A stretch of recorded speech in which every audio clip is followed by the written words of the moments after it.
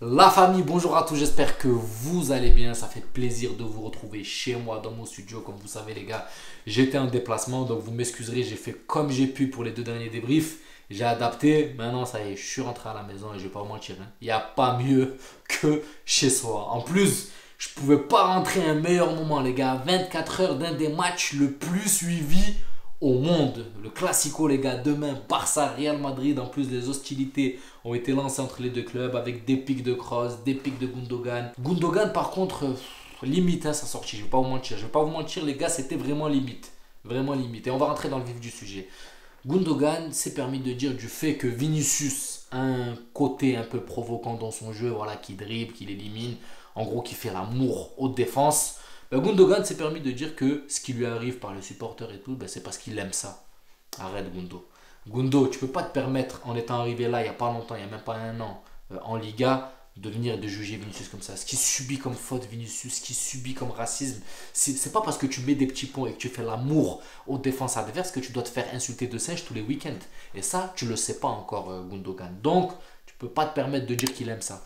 C'est pas parce que le mec met la misère aux défenses adverses qu'il doit se faire insulter de singe ou recevoir des moqueries, là, comme on a vu récemment contre je sais plus qui, là.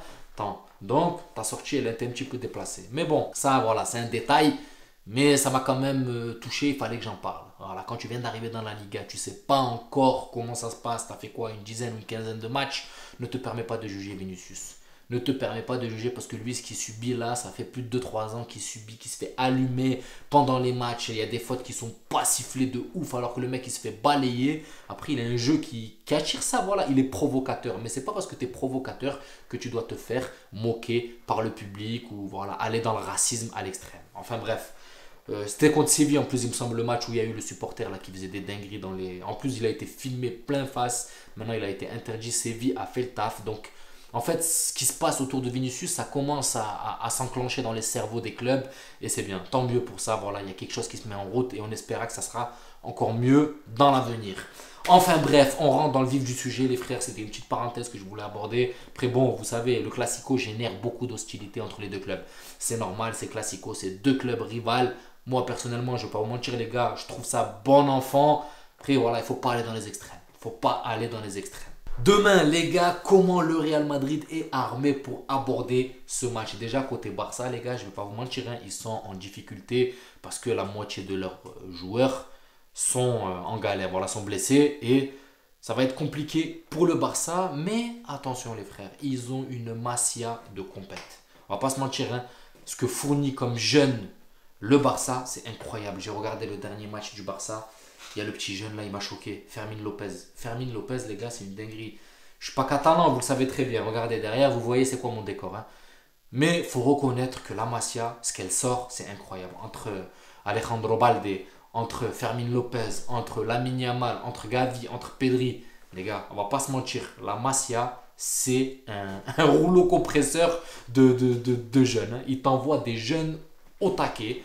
Nous, on en a des jeunes. La Castilla fournit aussi des jeunes. Mais malheureusement, notre coach et les coachs même qui sont passés ne fait pas confiance, j'ai l'impression, au centre de formation. Les mecs, tu les vois, ils carburent en Youth League et tout. Ils sont là, ils font des putains de matchs. On a des joueurs de ouf, on a des Marvel, on a des Haribas, on les vend. On les exploite pas, on les vend. Alors qu'on a un potentiel de fou aussi dans la Castilla.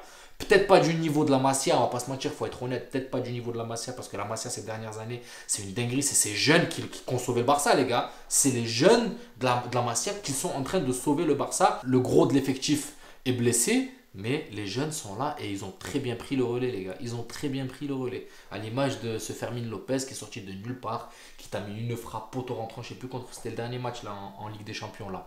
Une frappe de fou et qui a fait un match exceptionnel, on va pas se mentir. À côté de ça, tu as un petit jeune là, Margouillou, qui rentre, qui te met un but en 20 secondes. Enfin bref, c'est pas pour encenser le Barça et tout, mais attention à cette Masia, les gars, ces jeunes, ils jouent sans complexe. Ils sont pas complexés, ils s'en battent les couilles de Yaki devant.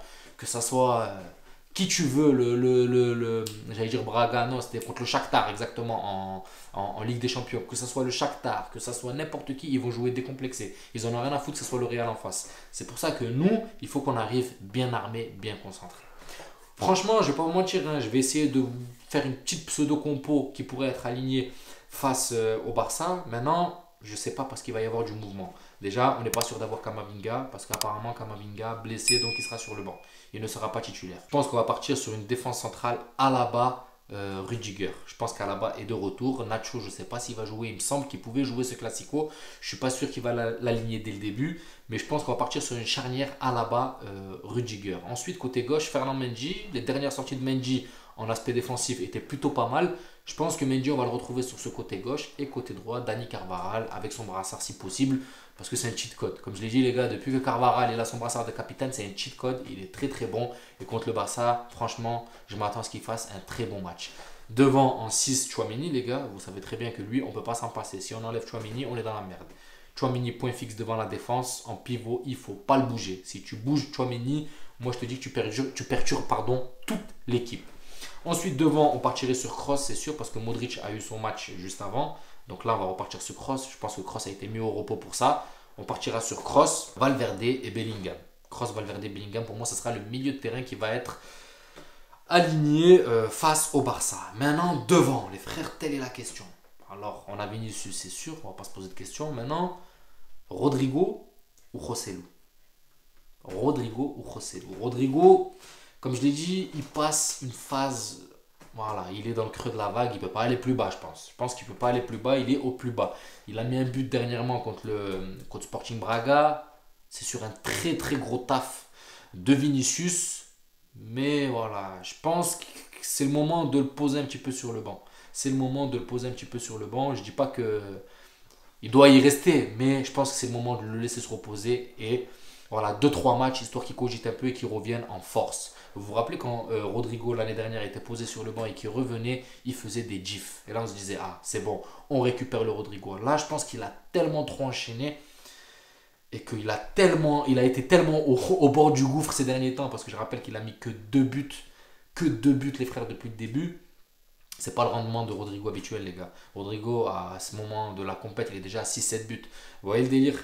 Après bon, il y en a qui disent qu'il y a sa blessure, qui le gêne et tout. Les frères, moi je vais pas vous mentir, je regarde le match. Là pour l'instant je vois un mec qui court, je vois un mec qui tente de dribbler. Je vois un mec qui malheureusement n'a juste pas de réussite sur la finition, parce que ce qu'il fait avant et pendant c'est top. Franchement il contrôle, élimine. Il est bon, c'est juste à la finition il n'y arrive pas. Et moi je pense que ça a commencé à lui taper dans le cerveau. Ça a commencé à jouer sur son moral. Il faut qu'il aille prendre le banc. Et il pourra rentrer en super sub comme il nous faisait il y a 1 an et demi, 2 ans. Quand il rentrait en super sub, les gars, il nous faisait la gif. Une gif de psychopathe. Vous vous souvenez, Rodrigo contre Manchester City qui rentre, tape, tête croisée, qui te relance le match. Vous vous souvenez de ça, les frères? Le Rodrigo encore qui te balade 2-3 joueurs sur le teco, taf qui rentre extérieur du pied. Vous vous rappelez de tout ça, les gars? Donc là, petit moment sur le banc pour revenir en force. En force. Et mettre devant Joselu. Et même quand Joselu fatigue, le remplacer par Brahim Diaz. Parce que Brahim Diaz, pour moi, c'est un bon sub et on lui donne pas assez sa chance. On l'exploite pas du tout. Alors qu'on va perdre. Il va perdre en niveau, les frères. Un mec qui joue pas, malgré les entraînements, s'il joue pas en match, les gars, il va perdre de son niveau. Moi, je vous le dis, il va perdre de son niveau. Comme les Ceballos, comme les. C'est pour ça qu'il doit jouer. On va avoir droit, une fois de plus, les gars, à la confrontation Vinicius-Araujo. Un gros choc. Araujo qui est un des meilleurs défenseurs centrales du monde. Vinicius qui est un des meilleurs à son poste au monde. Donc franchement, je ne vais pas vous mentir les gars, je m'attends à un match très très explosif demain. Sur ce les frères, après bon, ça reste bon enfant, ça reste que du foot. Je ne suis pas là pour me taper avec les Catalans. Bon match, c'est tout ce que j'ai à dire. Donc voilà la famille, j'espère que cette vidéo vous plaira. N'hésitez pas à vous abonner, à liker, ça donnera beaucoup de force à la chaîne. Et on se retrouve demain pour le débrief. Prenez soin de vous. Ciao la famille.